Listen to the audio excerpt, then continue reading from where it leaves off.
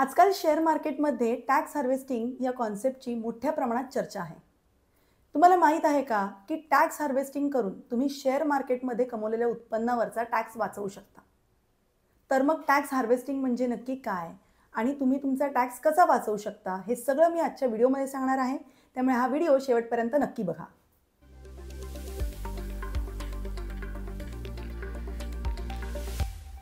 तुम्हा सर्वांना नवीन वर्षाच्या हार्दिक शुभेच्छा. नमस्कार, मी सीए प्रज्ञा शिरदनकर. आर्थिक जागृतीमध्ये तुमचं स्वागत आहे. आता टॅक्स हार्वेस्टिंग म्हणजे काय? तर जर तुम्ही शेअर्समध्ये ट्रेडिंग करताय आणि त्यावरती जर तुम्हाला प्रॉफिट झालाय, त्या प्रॉफिटवरती आता ह्यूज टॅक्सेस पे करायला येत आहे. मग तुम्हाला काय करायचं आहे? तर त्याच्यासमोर तुम्हाला लॉस बुक करायचा आहे सो दॅट तो प्रॉफिट कमी होईल आणि त्याच्यावरचं इफेक्टिव्ह टॅक्सेशन कमी होईल. तर ह्या सगळ्याला काय म्हणतात? तर टॅक्स हार्वेस्टिंग. मग आता हे टॅक्स हार्वेस्टिंग कसं करायचं ते आपण समजून घेऊया. समजा तुम्ही ट्रेडिंग केल्यात शेअर्समध्ये आणि तुम्हाला शॉर्ट टर्म किंवा लाँग टर्म प्रॉफिट झाला आहे. आता तुम्हाला काय करायचं आहे? तर तुमच्या पोर्टफोलिओमध्ये तुम्हाला चेक करायचं आहे की कोणते लॉस मेकिंग शेअर्स आहेत. लॉस मेकिंग म्हणजे काय? की त्या शेअरची खरेदी व्हॅल्यूपेक्षा आत्ता त्याची करंट व्हॅल्यू कमी आहे आणि मग अशा लॉस मेकिंग शेअर्सला तुम्हाला सेल करायचं आहे आणि मग तो जो काही लॉस आहे तो तुम्ही तुमच्या प्रॉफिटसमोर ऑफसेट करू शकता आणि मग उरलेल्या प्रॉफिटवरती तुम्हाला जो काही येईल टॅक्स तो भरायचा आहे किंवा कदाचित तुम्हाला टॅक्ससुद्धा भरायला येणार नाही.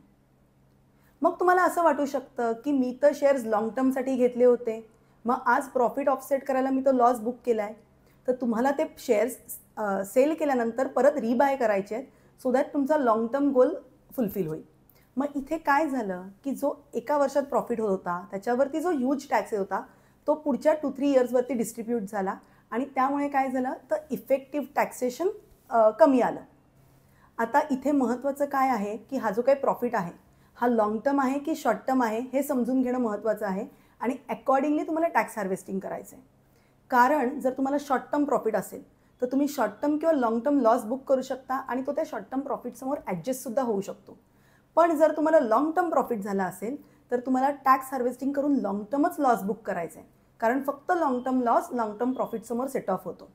त्यामुळे तुम्हाला कोणत्या प्रकारचा प्रॉफिट झाला आहे शॉर्ट टर्म लाँग टर्म आणि त्याच्यासमोर तुम्हाला कोणत्या प्रकारचं टॅक्स हार्वेस्टिंग करायचं आहे, शॉर्ट टर्म लॉसचं की लाँग टर्म लॉसचं, ह्याचं कॅल्क्युलेशन करूनच टॅक्स हार्वेस्टिंग करा. महत्त्वाचं काय आहे की हे टॅक्स हार्वेस्टिंग जनरली Q4 मध्ये केलं जातं. का? कारण पहिल्या 3 क्वार्टरमध्ये तुम्हाला किती प्रॉफिट झालं आहे हे तुम्हाला चेक करायचं असतं आणि मग खरंच टॅक्स हार्वेस्टिंग करायची गरज आहे की नाही हे सगळं बघूनच टॅक्स हार्वेस्टिंग करा. तुम्हाला हे सगळं करताना जर कोणत्या सल्लागारचा किंवा कन्सल्टंटची मदत हवी असेल तर ती नक्की घ्या. ब्लाइंडली हे सगळं करू नका, अन्यथा तुम्हाला नुकसानसुद्धा होऊ शकतं. आजच्या व्हिडिओमुळे तुम्हाला ही टॅक्स सेव्हिंगची टेक्निक नक्कीच कळली आहे. त्यामुळे तुम्ही ह्याचा फायदा नक्कीच घेऊ शकता.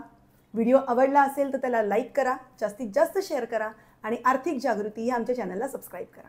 थँक्यू.